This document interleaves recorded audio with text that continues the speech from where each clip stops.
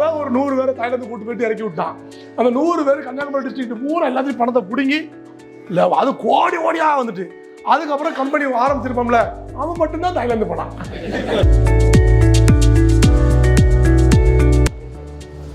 Digital கரன்சியில் மட்டும் நீ பணம் போட்டேன்னா நீ திருநெல்வேலி பஸ் ஸ்டாண்டே விலைக்கு வாங்கிடலாம். அது கவர்மெண்ட்டுக்குள்ளேன்னு சொல்ல மாட்டாங்க. இல்லாமாப்பா இவ்வளோ ஊருகட்ட குக்கு இருக்கு. அதில் உங்கள் மீட்டிங் வந்த டீ கூட நீங்களாம் கொடுக்கல. ஆனால் RMWC மட்டன் பிரியாணி போட்டு மீட்டிங் நடத்தலாம். மட்டன் பிரியாணி 1000 பேர் திருநெல்வேலி சங்கீத சபா இருக்குல்ல 1000 பேர் சாப்பிட்டான் மட்டன் பிரியாணி. தெரியுமா? மட்டன் பிரியாணி போட்டு மீட்டிங் நடத்தான். அடுத்த 1 வருஷம் கூட போகல. அந்த ஆளை பார்த்தேன் என்னாச்சு கம்பெனின்னு. அந்த 1000 பேர் மட்டன் பிரியாணி சாப்பிட்டானே அவன் தான் உண்மையிலேயே மட்டன். சொத்தை வித்து கொடுத்துருக்காங்க, கடன் வாங்கி கொடுத்துருக்காங்க.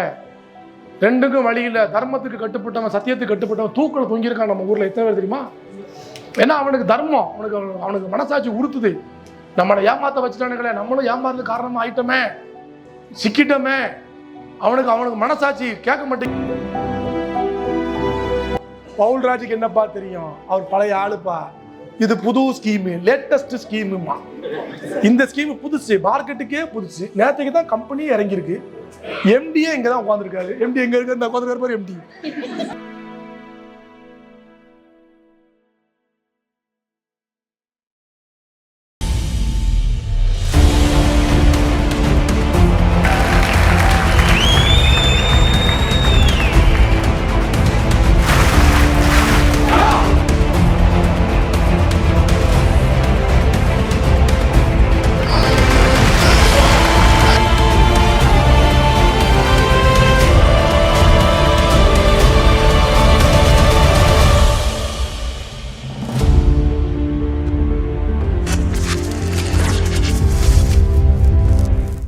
ஃபாரின் டூர் ஸ்கீம் நம்ம சேரணும். 15,000 தான் கட்டணும்.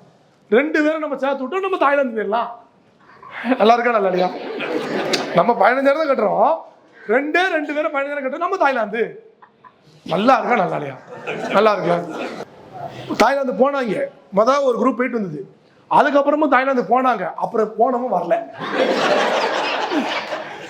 மொதல் ஒரு 100 பேரை தாய்லாந்து கூட்டு போயிட்டு இறக்கி விட்டான். அந்த 100 பேர் கன்னியாகுமரி டிஸ்ட்ரிக்ட் பூரா எல்லாத்தையும் பணத்தை பிடுங்கி இல்லை அது கோடி கோடியாக வந்துட்டு அதுக்கப்புறம் கம்பெனி ஆரம்பிச்சிருப்போம்ல அவன் மட்டும்தான் தாய்லாந்து போனான். போனவன் தான் இன்னைக்கு வரைக்கும் திரும்பி வரல. ஏன்னா அவன் தாய்லாந்துல இல்லை, வேற ஏதாவது நாட்டில் இருப்பான். அவன் போயிட்டான்ல. இது பூரா ரோட்ல நிக்குது தாய்லாந்து. இந்த மாதிரி ஸ்கீம்களும் ஸ்கேம்களும் வெளியில நிறைய நடக்குது. நீங்கள் அவர்களை சந்திப்பீர்கள். அப்படிலாம் ஒன்றும் சந்திக்கலையே, அப்ப நீங்க இன்னும் நிறைய பேரை பார்க்கல, நீங்க இன்னும் நிறைய பேரை பேசல, அப்ப இந்த கூட்டத்தை சந்திக்கல. பேச ஆரம்பிக்கும் போது இந்த கூட்டம் சந்திப்பீங்க. புதுசு புதுசா டிசைனா கிரிப்டோல வருவான். கிரிப்டோ ஃபியூச்சரே கிரிப்டோ, டிஜிட்டல் கரன்சி நல்லா இருக்கும், கேட்க நல்லா இருக்கும். டிஜிட்டல் கரன்சியில் மட்டும் நீ பணம் போட்டேன்னா நீ திருநெல்வேலி பஸ் ஸ்டாண்டே விலைக்கு வாங்கிடலாம். அது கவர்மெண்ட்டுக்குள்ளேன்னு சொல்ல மாட்டாங்க. இல்லாமாப்பா இவ்வளோ ஊருகட்ட குக்கு இருக்கு. அதில் இதில் மட்டும் பணம் போட்டேன். இந்த கம்பெனியோட ப்ராஜெக்ட்ஸுக்கு திருநெல்வேலி புது பஸ் ஸ்டாண்ட் இருக்கு பாரு, இந்த பஸ் ஸ்டாண்டை நீ விலைக்கு வாங்கிடுவேன் அப்படின்னு அவனும் சொல்லுவான். இவனும் கேட்டு பொன்னாடி தாடியை விற்று கொண்டு போடுவான். இந்த மூதி கேட்காது. ஏன்னா பஸ் ஸ்டாண்டு கவர்மெண்ட்டுக்குள்ளது, அதே எப்படா கொடுப்பாரு கேட்காது.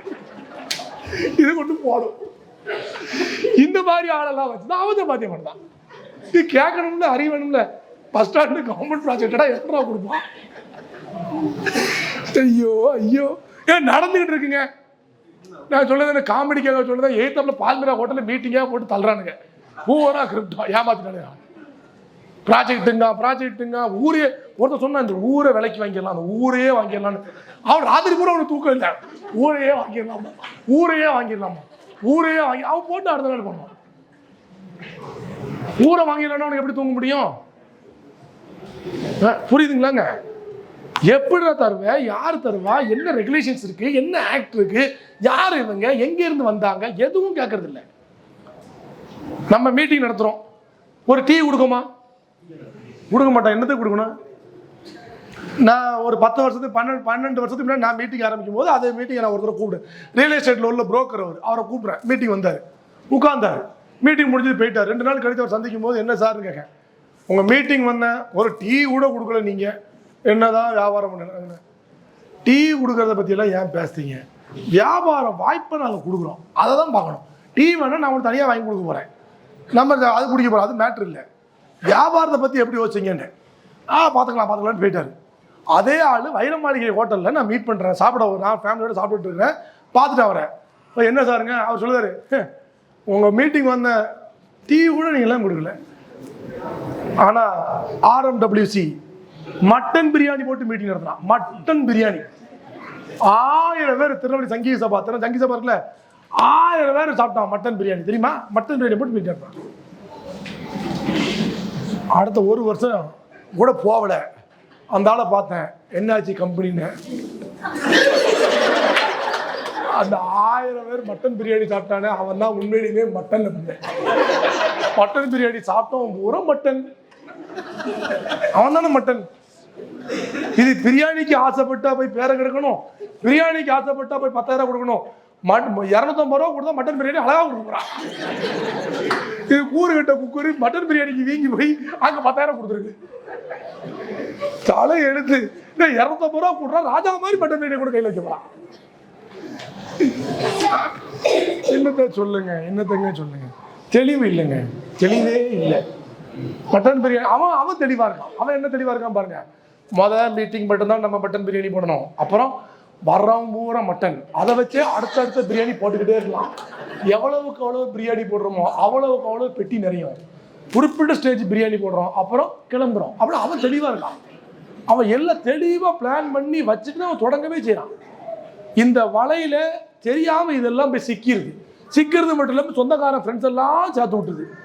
சொந்தக்கார ஃப்ரெண்ட்ஸ் முடியல, முழிக்க முடியல, ஹெல்மெட்டோட அலைய வேண்டியிருக்கு. சொந்தக்காரங்க முளைக்க பார்க்க முடியல, ஃப்ரெண்ட்ஸை பார்க்க முடியல. கரெக்டா இல்லையா? இப்ப நீ சொன்னப்பா சேர்ந்தேன், என்னையும் ஏமாத்திட்டான். உன்னை ஏமாத்தானா என்ன ஏற்று விட்ட, நீ தான் 10,000 கொடுக்கணும். அப்படி 50 பேர் கேட்கும்போது ஒன்று ஊரை விட்டு ஓட வேண்டியிருக்கு, இல்லை கடனை வாங்கி கொடுக்க வேண்டியிருக்கு, இல்லை இருக்கிற சொத்தை விற்று கொடுக்க வேண்டியிருக்கு. இப்படி எத்தனை பேர் நம்ம ஊரில் காணாமல் இருக்காங்க தெரியுமா? சொத்தை விற்று கொடுத்துருக்காங்க, கடன் வாங்கி கொடுத்துருக்காங்க.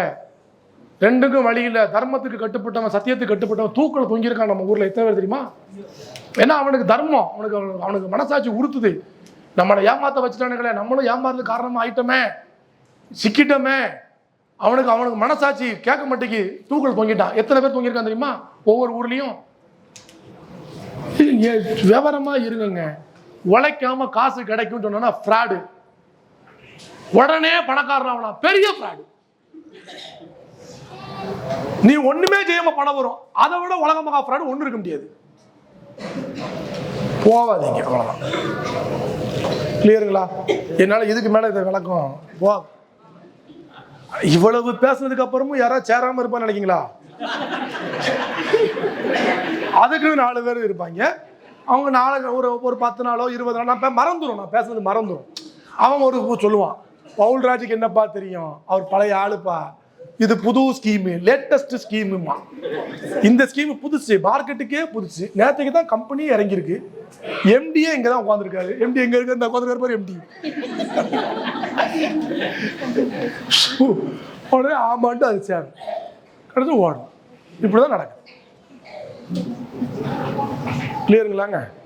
அதனால ஏமாந்துடாதீங்க, கவனமா இருங்க. இப்ப ஒரே ஒரு வரி வேணா சொல்றேங்க, இது மட்டும் புரிஞ்சுக்கோங்க. இந்த ஏமாத்துறவனுங்க பேசுறது எதுவுமே உங்களுக்கு புரியாது. முழுசா புரியாமல இருக்காது, கொஞ்சம் புரியும், முக்காவாசி புரியாது.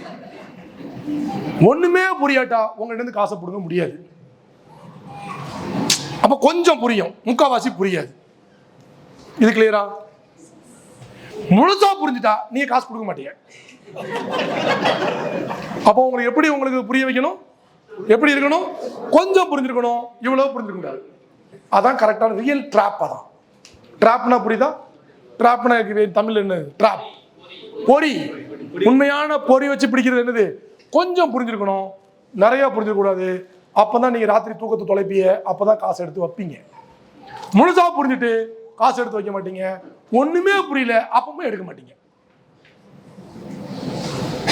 என்னால இப்போதைக்கு இவ்வளவுதான் புரிய வைக்க முடியும் இந்த விஷயத்துல.